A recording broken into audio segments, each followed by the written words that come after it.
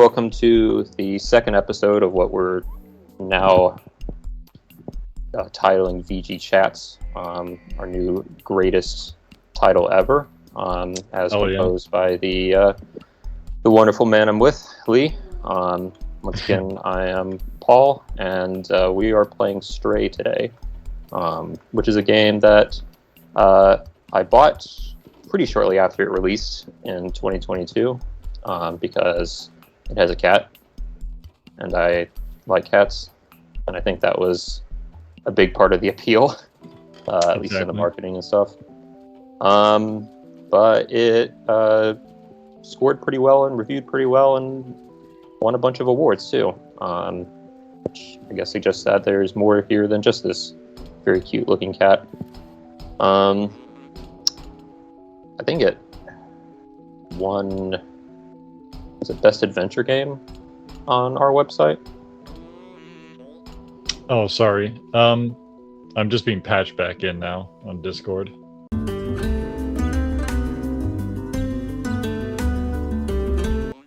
Okay, so I'm back now. Always a good way to start off the stream. How's it going, everyone? Like Paul gave you the intro, what's going on. I'm actually the one that reviewed this for VGChatz. Maybe a bit too harshly, because I'm not a cat owner. But the cats are fine to me, but like I'm more of a dog person, so maybe I was a bit biased. But still a good game. And yeah, here I am. Yeah. So I will say, like, the thing that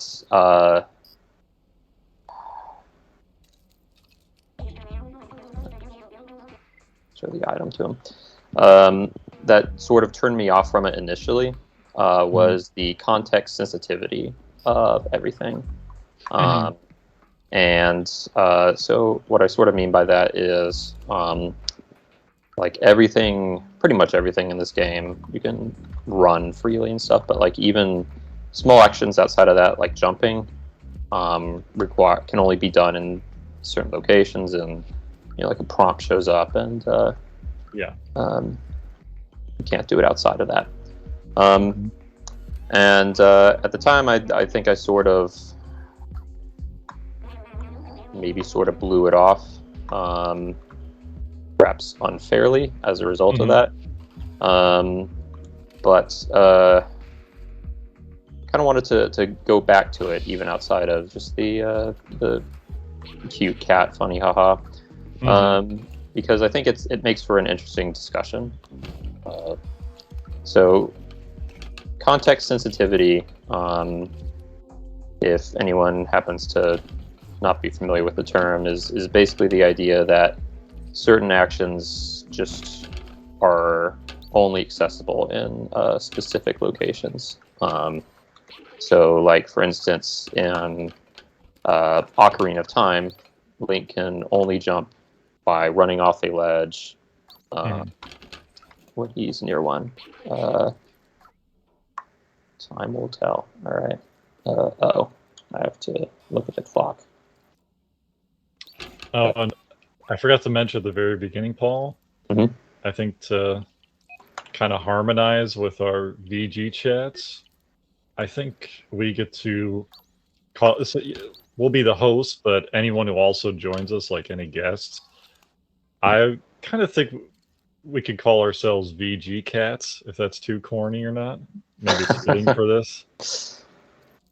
Well, everything just kind of, there's layers to everything that we do. That's just how we are. Right. Well, it certainly fits with the theme of this game. Yeah, for sure. But this one, Stray, at least got me thinking, if I sort of have, I guess, just a preconceived notion against heavily context sensitive games. Because I think I'm just, at least when it comes to video games, I'm the type of person that just wants to have, like, their entire moveset sort of available to them at all times. My character can run and punch and kick or whatever else. And gameplay, I want to be able to do that, all the time. Right. But maybe that isn't necessarily a fair way to look at things. And Stray being a game that is pretty much entirely context sensitive is now an interesting sort of way to go about it, which maybe works okay for Stray, because there isn't a lot to the moveset here. It is pretty much just running and sprinting and staring at things. Sure. And I'm kind of with you. I guess we'll probably hyperlink the Stray review, when you submit the article or something like that. Yeah, I'll put a link to it on here. Yeah, so that was definitely I'm probably not as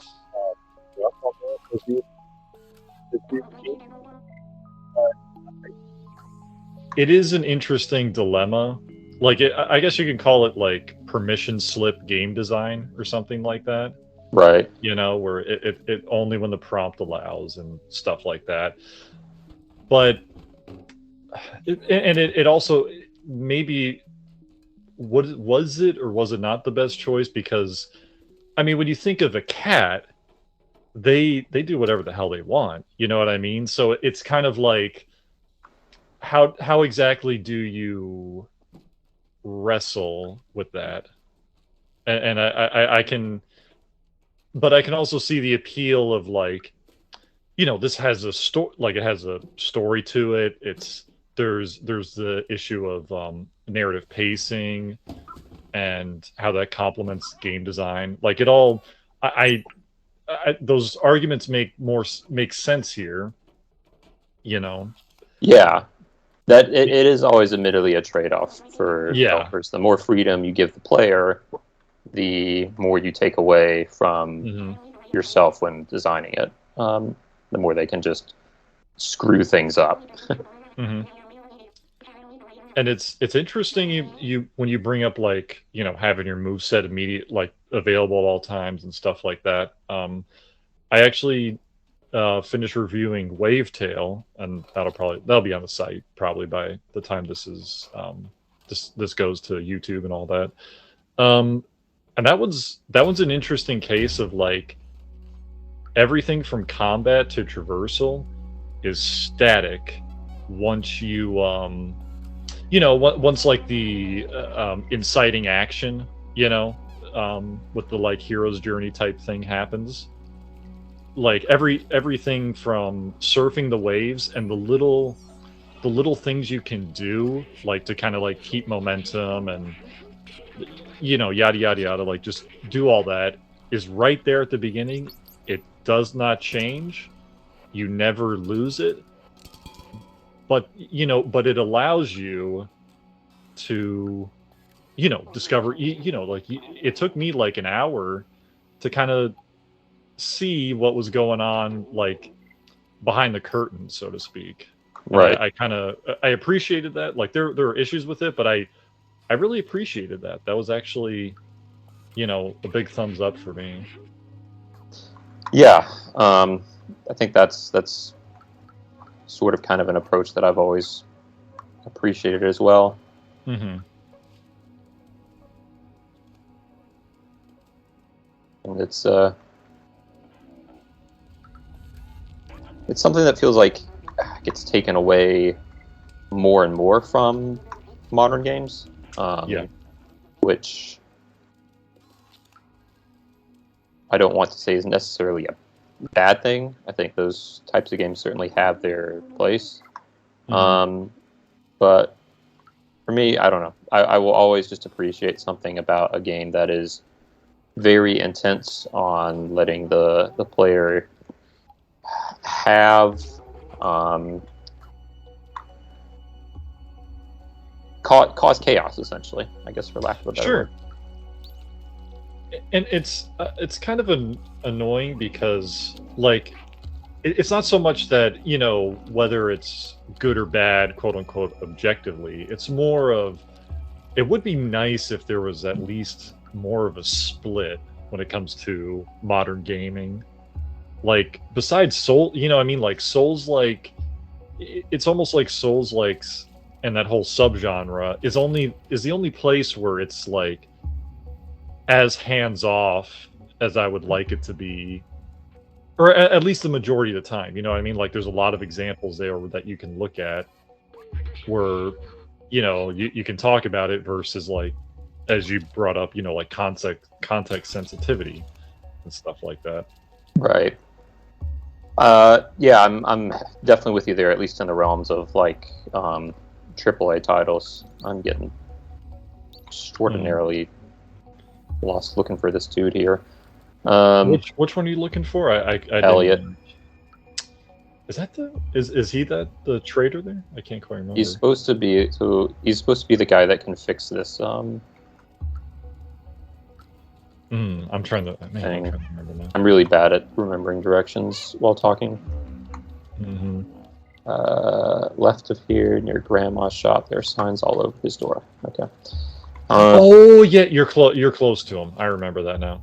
So, I think you got to turn around. Yeah. He's so that that building. Like if you look up from where you are, I'm kind of behind you, so sometimes I'm right. So I think it's this way, right? Because it's the last one on here. Where does it? You're basically right at him. To your, man, it's so hard to follow you like when I'm like seconds behind. So I apologize for that. But if you take a right, yeah, like that's right? Yeah, Elliot, right there. He should be on the second floor, I think, or something like that. You gotta scritch the door to make it open. Yeah. He's not even gonna. All right, I gotta walk back out to greet him. Wait, no, come back, please. You could go another way too. Oh, interesting. Yeah. Do like a window up there or something? Yeah. There's a little place, the vault up to your to the right of this building. I don't know why he's doing. Yeah, like I'm trying to remember how I Maybe he'll greet me when he's done. Yeah. Standing. Okay, there we go. You have to fall back asleep first. Oh, you're not even the person. But anyway, to get back to what we were talking about before, yeah, I do agree. Solstices or Souls-like. Excuse me. I've gotten so inundated with Solstice that I keep saying it by accident. Are definitely the most prominent example in AAA. Blankets. I'll fetch everything for people. This carpet's a good blanket, right? Focus on that. Yeah. I think indie games have become a remarkably good vassal for those types of games, though. Like there were a ton of very interesting ones from past year, especially. For sure. They've been sort of picking up the pace for me in that regard, I think. Right. So I think I've in the past I haven't paid enough attention to indie titles, and that's something that I want to start doing more going forward. For sure. You give me like you cover yourself with this music.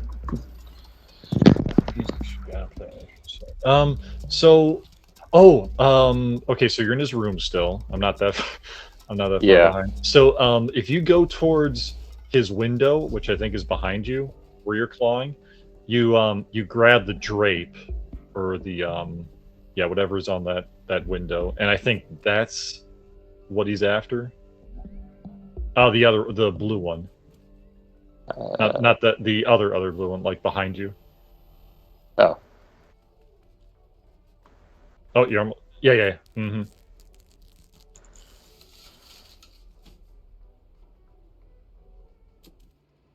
Oh, that just opens the door. Okay.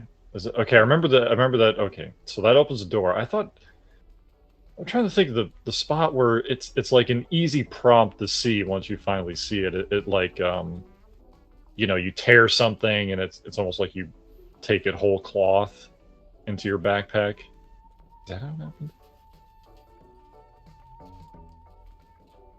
We'll explore the Sure. the wonderful worlds of Cat Town. Yeah, at least you have that shortcut now, so you don't have to like claw at the door. Yeah. Hey, Teddy. Oh, I want that scarf. Oh, that's yeah. So right out, how you clawed at the door to get in? Yep. There was those like two robots with the scarves or the basically the overalls or whatever, like just a drape around them. Down towards the end of the alley is Grandma, and then she requires something. All right. Electrical cable. All right.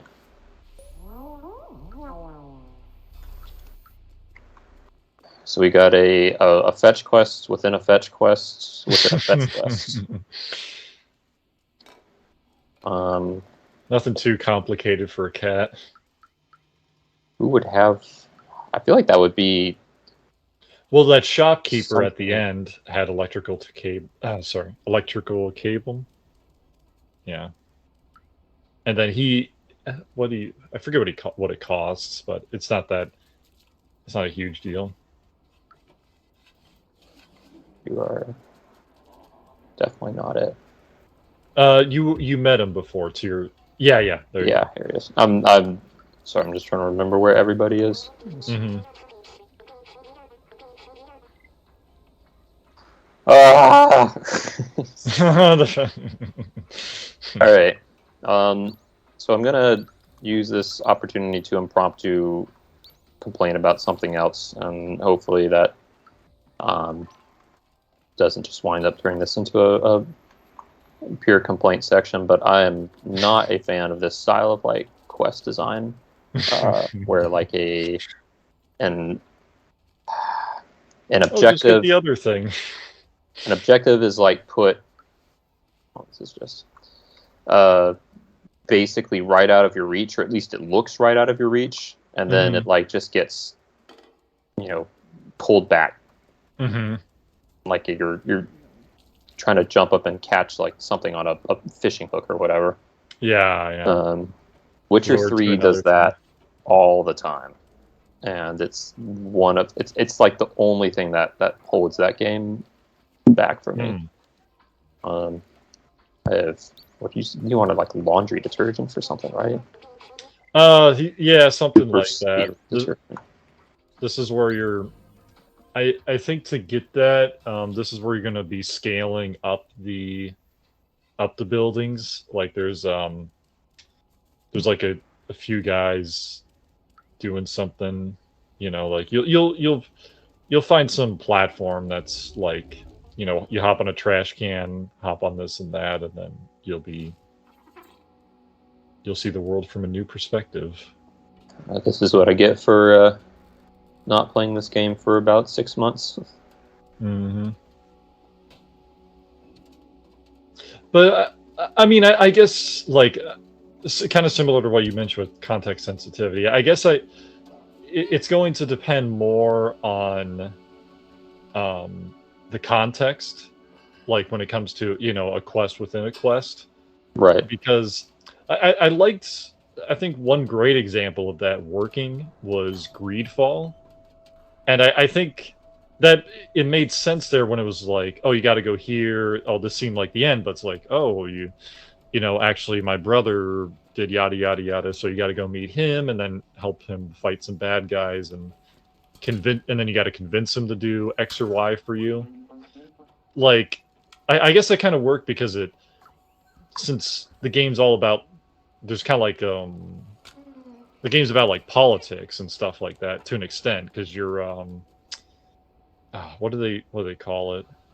Not an entourage, but you're that kind of like middleman when I mean, I wouldn't say diplomat, but you're kind of like that person in the middle, handling two aggrieved parties and trying to work out a solution. And I guess since that can be complicated, I kind of, I like more than. It was nice to have more than just, collect a few, I don't know, wolf, like dead wolf skins or some shit, and then you win. Yeah. Yeah.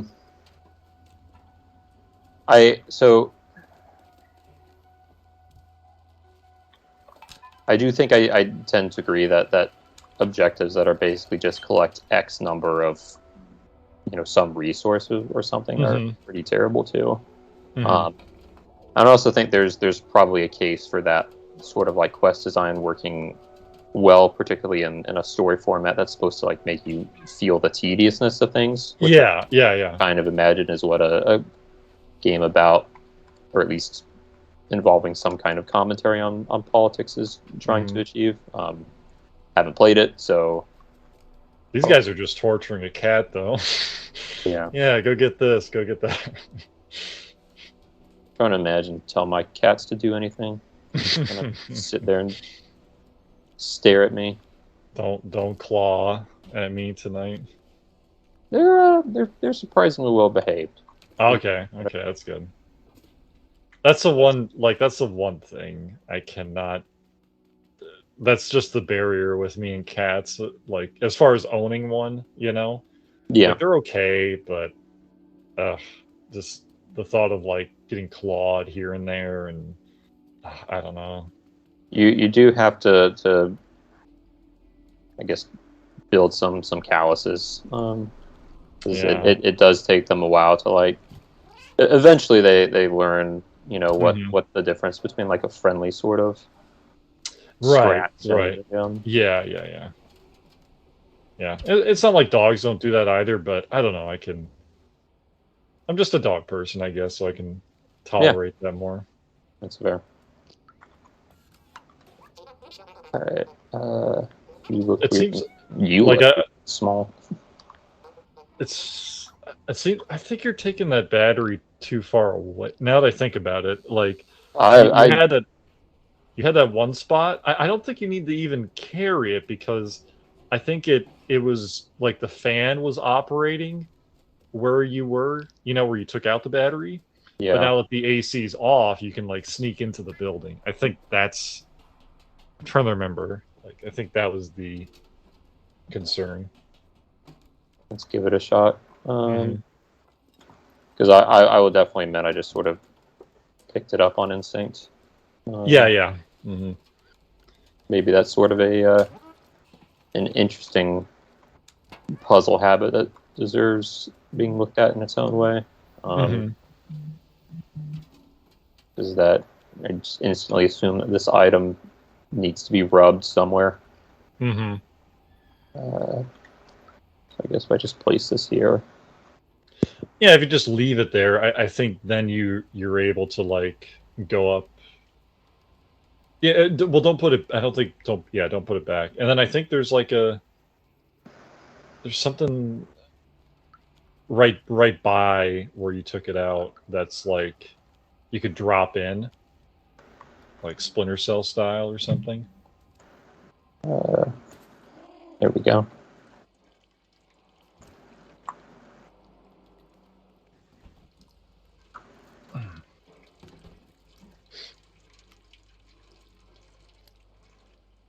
So what else have you been playing recently? So review wise, I don't think there's anything in there. Impaler was the last one for me, right? Which is a fun little quick FPS shooter that tried to do a roguelike with a game that you can beat very, very quickly. Which I'm not sure is the best choice for a genre about trying and retrying things multiple times over. Yeah. And then more recently than that, this one won't come out for a while, but there's a very heavily Bloodborne inspired game called Estin Soul that's officially releasing later this month. Cool. And I say inspired. It's pretty much a ripoff. I don't want to ever go that far for something that someone put like a lot of effort into, but there are enough similarities that I would. I do worry a little bit about it having its own sort of unique identity. Yeah. There's a the Salt games are kind of in the same sort of genre for me. Salt Sanctuary and Salt and Sacrifice. Remember to time it. Time the meow when he's about to toss. Okay. And be like, oh, Jesus.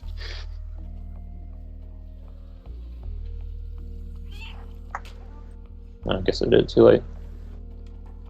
Yeah. This is funny. It won't let me meow until like right now. Oh, that's weird. Did I? Well, just wait for it's kind of like mid motion, I think. That's weird. Do it. Okay, maybe a bit earlier then. I'm trying to. Yeah, just give. I'm gonna press it as soon as it comes up. Yep. All right. You have to do it like instantly. Yeah. Okay, that's weird. There it is. I remember it being more generous with me than place. That's weird. Oh, you know how it is. Yeah, I don't know if that was like a little patch thing they did, or that would be interesting. I think I've seen a game patch something to make the timing stricter, outside of like fighting games and the likes. Right. That's real. I mean, like I get, as I've already said, like I don't have the best view. Like it's actually kind of doing a little of that, like dithering thing where it's like a little pixelated for me. Yeah. Like on and off, and I'm kind of running like several seconds behind you, so it's like, I'm not able to like track exactly what you're doing. Yeah. Which is weird because it worked.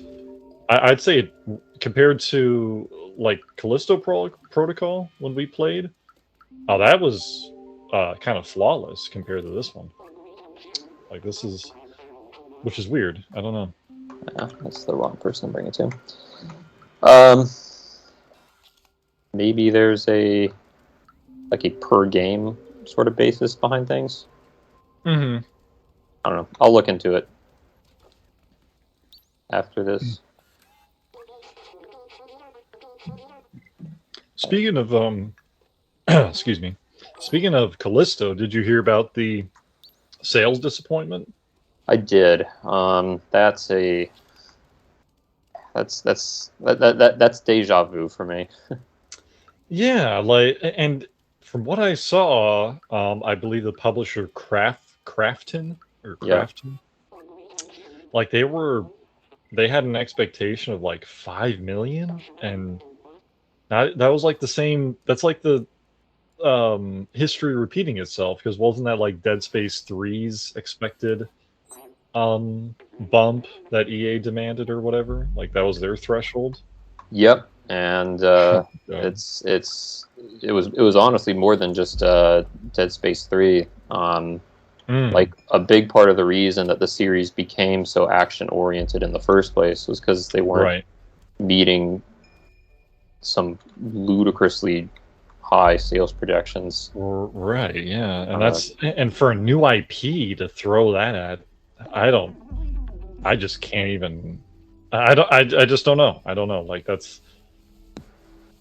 it's kind of a shame. Like obviously it can worry anyone when there's, like a big studio. What's going to happen with their jobs? What are they going to do next? Are they going to be as passionate about their next project? Right. versus like maybe there could be a more of a number crunching demand from the studio. Yeah, like I guess I don't understand how this keeps happening. Like who?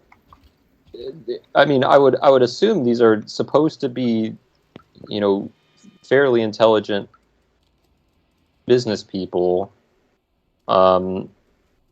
with like a good amount of experience in the industry, or at least some knowledge of it. Yes. Like how could you possibly be convinced that a horror game that is a brand new IP, which is a spiritual successor to a title that never made that, that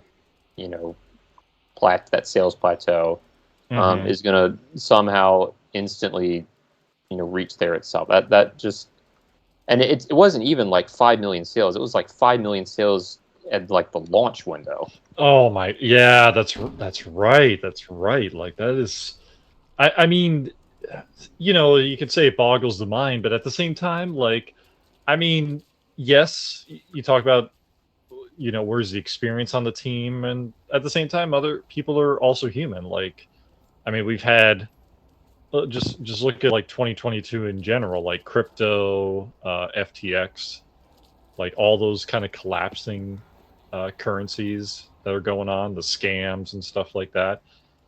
I mean, even investors with experience are human, so I mean, there could be something like they could maybe they could do some number crunching and say, well, you know what Dead Space was missing was B-list actors like Josh Duhamel as the lead or something like that. You know what I mean? Like there is that, and there is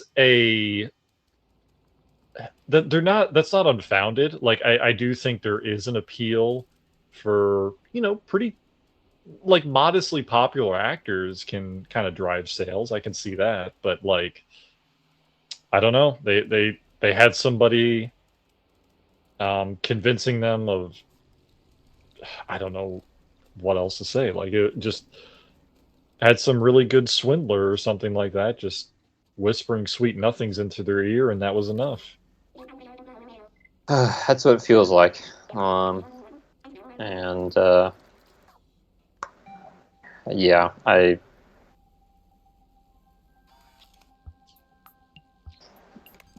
don't know. Maybe this just goes back to like beating the same dead horse from last month, but I can't help but feel how much better it would have been for the series if they had just started at like a lower budget, focused on getting like a solid gameplay foundation, and maybe not worried so much about super high fidelity graphics and death animations for Jacob.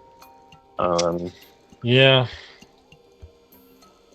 And but I mean, like at the same time, like I'm with you, but it's tough to, as far as like marketability. I mean, that game looks great. Like it is. Just watching that on stream with you, they're really, even though it didn't have, like you said, not much of an atmosphere, but it's still how it looked pretty. Like there is something there. Like I could. So there absolutely is. But so here's like the comparison point I would use. So it definitely sells better as a result, but I don't think it's as profitable. It could be right, yeah. So Metroid Dread, which was my favorite game of 2021. Yeah, 21. Sold like just under 3 million units or something. Made a pretty significant profit. For sure. And Callisto sold just under 5 million, I think, and was well behind what it needed to do to turn a profit. It had like a budget of 150 million or something. which is insane to me. And obviously, Dread's a 2D game, so it's not like remotely comparable. But I think like I wonder if the gains that you get from looking better are lost in how much more it costs to make your game look that good to begin with, if that makes sense. Yeah, the basically the ROI argument, like getting that, which I totally understand. Like, and it's definitely one of the it's one of the toughest arguments I can imagine. Oh, sorry, the chase scene. I just caught that now. Oh yeah, we're this is please do not eat my cat. But yeah, it's definitely I can imagine that for like the next half decade, that's going to be one of the toughest arguments that big budget studios are going to have, especially when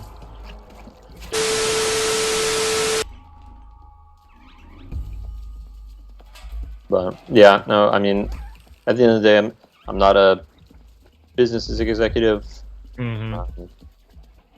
but I don't know. It's just hearing Glenn Schofield complain in reviews about like how long it takes to make games and how they have to like sell them for to even turn a profit, and then it's like, well, you wouldn't have to do that if you just... Sounds like a you problem there. Oh my god. Don't want to end up head crab food. Yeah, this was when I... Oh, Jesus, a jump there.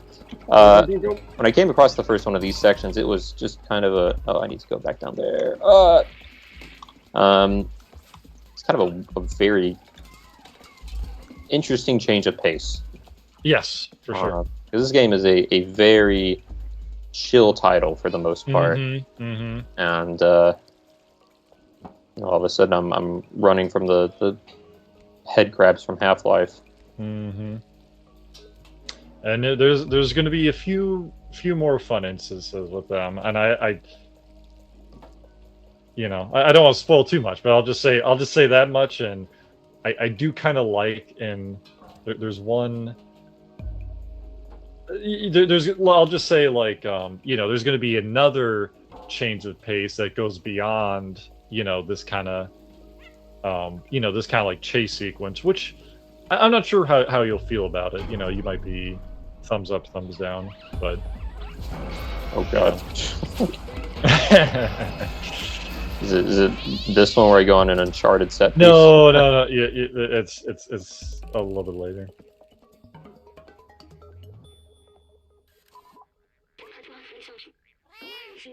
That was a huge fall.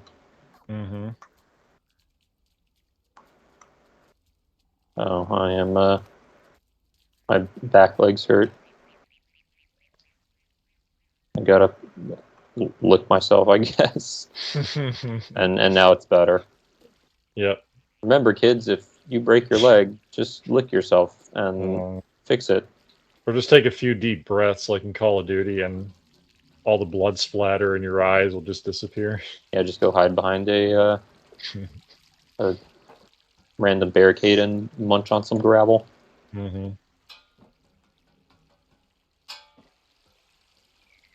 What was the game to like first do regenerating health? Was that Halo?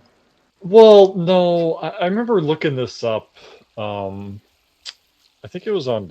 I think Destructoid has that cool like feature set, like cataloging features in games, and I think the first one that had it, like the very, very first one, I think it was a Wolverine type game. Like it was literally an X-Men licensed game, and Wolverine obviously he and it made sense because he regenerates, which was kind of cool. But Halo's credited when it comes to regenerative health for shooters, like it was, and the 2-weapon system.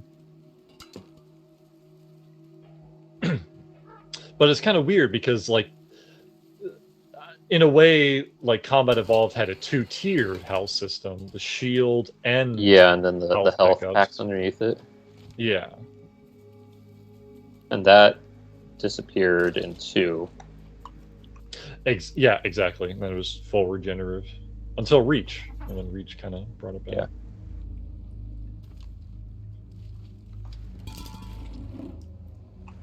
It's just such a very strange contrast for me between like this cute cat game and then like body horror tentacle monster. It does it goes further too. Yeah, I won't spoil how, but it's interesting, and it actually ties into like a conversation I had with a commenter on VGChatz once. But I don't want to spoil here because you know what I mean. But you know, when you get there, we can talk about it later or something like that.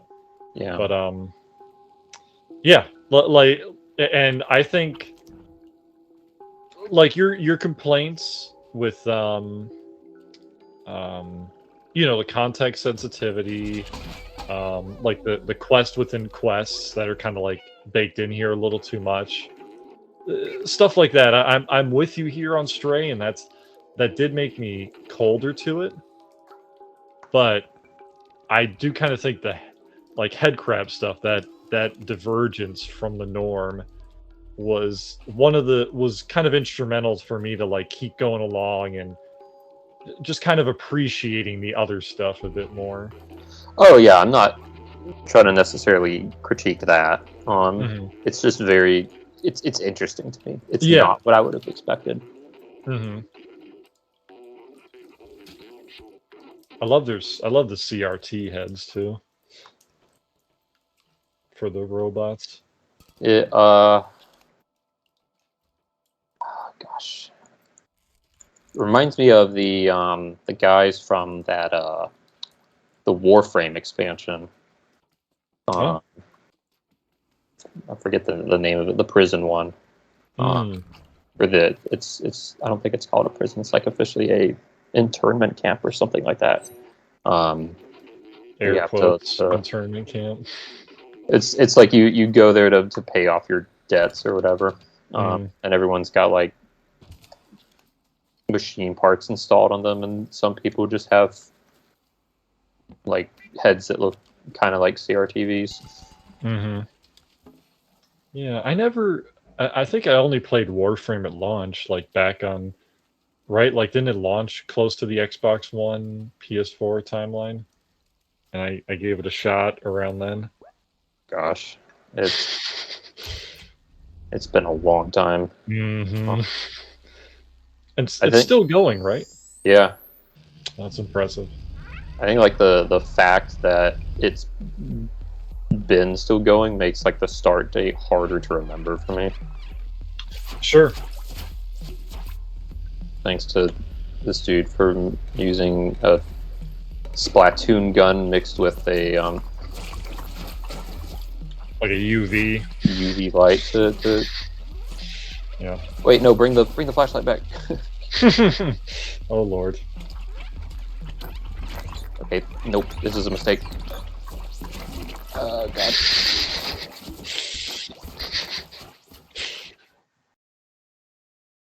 Yep. Ripping Pepperino Catarino. Alright. So... Oh god, please jump. No, please, turn the light. Alright, can I just, like, jump up here? Rope around. If you rope around, to the...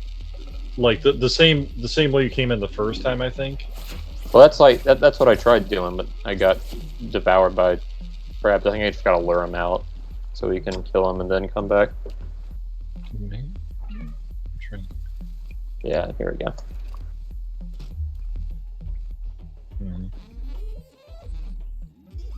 Because that window is too high to get up from the ground.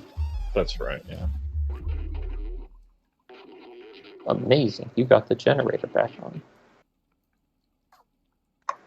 Oh, cool! I get a magic UV light of my own. Mm-hmm. This cat has all the tricks. Wish I could teach my cat some tricks. Kind of just sits there. Occasionally asks for scritches. Yeah. Alright.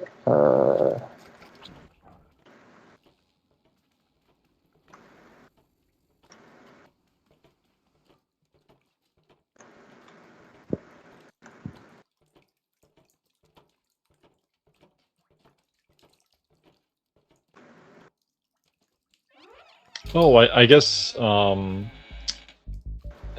since we talked about last time, the whole, like Dead Space, who'd review Dead Space type thing. Mm-hmm. I guess, just for the audience, if they're interested, even though, like, so, like I mentioned last time, I brought up with Paul, I haven't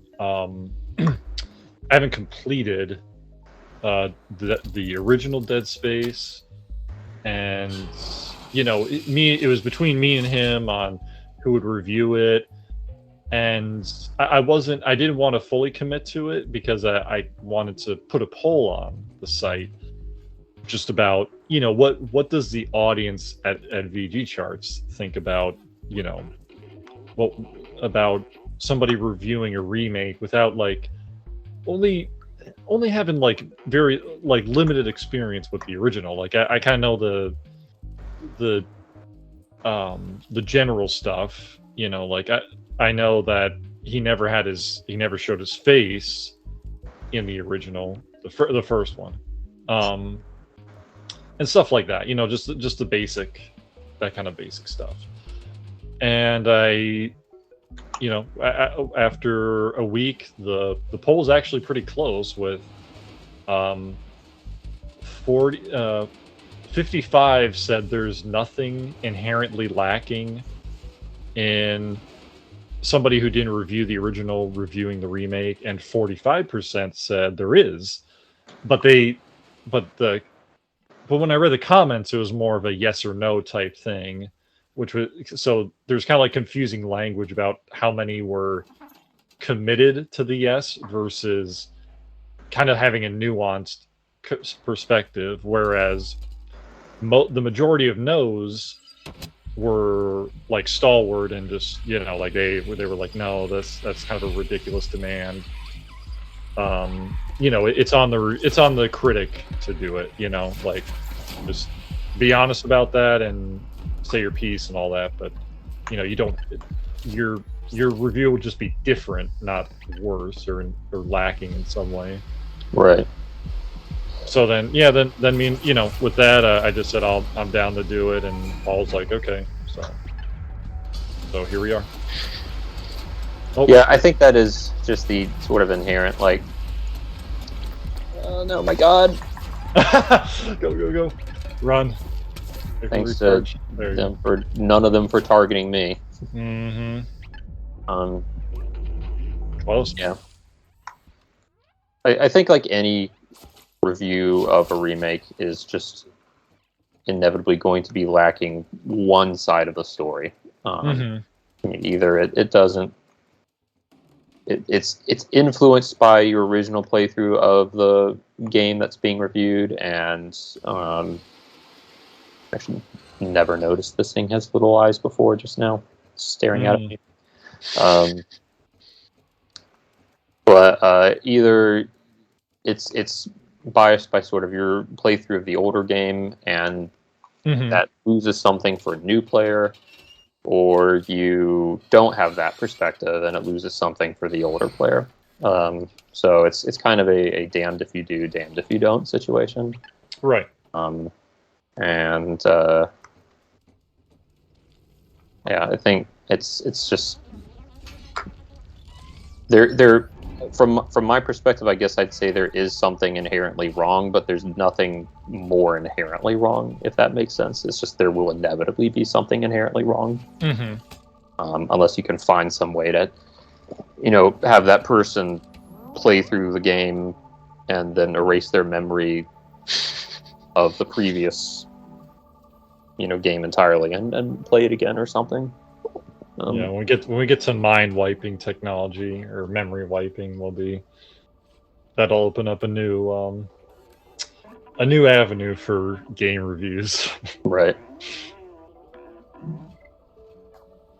But yeah, and I appreciated some of the comments too, because it was surprising to see a few people just saying like, yeah, I mean, I might that like whatever whatever my conclusion is, they'll still kind of what I say about it will be more handy for them because they didn't play the original also. So there's like there's a collection of users that are also haven't played the original. So it's like let's just see it for yourself and tell me what you think of it. And this will be my first Dead Space type thing. This will be my first game in that series to play.